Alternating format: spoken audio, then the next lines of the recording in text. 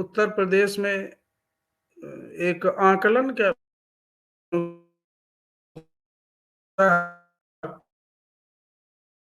आरक्षित हैं। आरक्षित सीटें हैं 84 अनुसूचित लिए और 2 अनुसूचित जनजाति के लिए। इस प्रकार 86 आरक्षित सीटें हैं। यह आरक्षित सीटें किसी भी राजनीतिक दल के सरकार बनाने के लिए निर्णायक भूमिका अदा करती हैं, क्योंकि इन आरक्षित 86 आरक्षित सीटों के कारण जो दल ज्यादा सीटें ले जाता है, लगभग वो सरकार बनाने की स्थिति में होता है। कुछ आंकड़ों के साथ हम इसे सिद्ध करने की कोशिश करेंगे कि 1993 के असेंबली के चुनाव में आरक्षित सीटें 93 थी। 93 सीटें हुआ करती थी उस समय, जब उत्तरांचल भी इसमें शामिल था। तो जिसमें से बीजेपी ने 93 में 32 सीटें 38 सीटें जीती थी, एसपी 23 सीटें जीती थी और बीएसपी 23 सीटें जीती थी। अदर्स दूसरी पार्टियों ने, कांग्रेस या दूसरे दलों ने 9 सीटें जीती थी। 96 में जब चुनाव हुए तो 93 सीटें थी आरक्षित, जिनमें से 36 सीटें बीजेपी जीती थी, 18 सीटें एसपी और 20 सीटें बीएसपी जीती थी, 22 सीटें अदर के खाते में गई थी। 2002 के चुनाव में 89 सीटें थी, जिसमें से 35 सीटें बीजेपी जीती थी, 18 सीटें सपा, 24 सीटें बीएसपी और 12 सीटें अन्य के खाते में गई थी। 2007 का चुनाव 89 टोटल सीटें थी, जिसमें से केवल 7 सीटें बीजेपी जीती थी, केवल 13 सीटें एसपी जीती थी, 62 सीट बीएसपी ने जीती थी, 6 अदर के खाते में गई थी। 2007 में आपको पुनः स्मरण करा दूं कि बहुजन समाज पार्टी की अकेले दम पे सरकार बनी थी। उस समय ये आरक्षित सीटें बहुजन समाज पार्टी ने 62 उनके खाते में आई थी।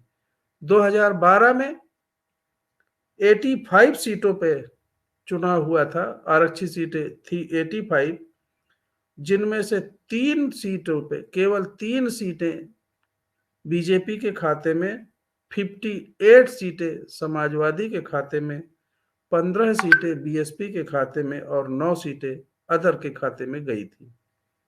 पुनः जब 2017 में चुनाव हुआ तो ये स्थिति बिल्कुल बदल गई। 86 आरक्षित सीटें थी, जिनमें से 70 सीटें बीजेपी को, 7 सीटें समाजवादी पार्टी को और मात्र 2 सीटें बहुजन समाज पार्टी को और 7 सीटें अदर्स को गई थी। पिछले 3 चुनाव का ही अगर हम आकलन करें तो 2007 में बहुजन समाज पार्टी को 62 सीट आरक्षित मिल गई थी, जिसकी वजह से बहुजन समाज पार्टी की सरकार बन गई थी। 2012 के चुनाव में 63 सीटें 58 सीटें समाजवादी पार्टी को मिल गई थी और उनकी सरकार बन गई थी। 2017 के चुनाव में 70 सीटें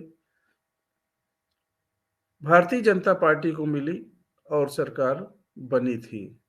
तो ये आरक्षित सीटें बहुत महत्वपूर्ण हैं। इन आरक्षित सीटों में आकलन के अनुसार एससी एसटी के लोगों की आबादी ज्यादा है, इसलिए ये आरक्षित सीटें रखी गई हैं। मगर बहुजन समाज पार्टी यहाँ इसलिए नहीं जीत पाती कि अन्य दलों के लोगों द्वारा उसी जाति के प्रत्याशी खड़ा कर देने से वोटों का डिवीजन हो जाता है और भारतीय जनता पार्टी या समाजवादी पार्टी के आपसी तालमेल के कारण एक तरफ उनका वोट, चाहे बीजेपी में चाहे सपा में, जो जनरल कास्ट या ओबीसी के वोट है उधर चले जाते हैं, जिसकी वजह से वो प्लस हो जाता है और उनकी सरकार बन जाती है, वो सीटें जीत जाती है।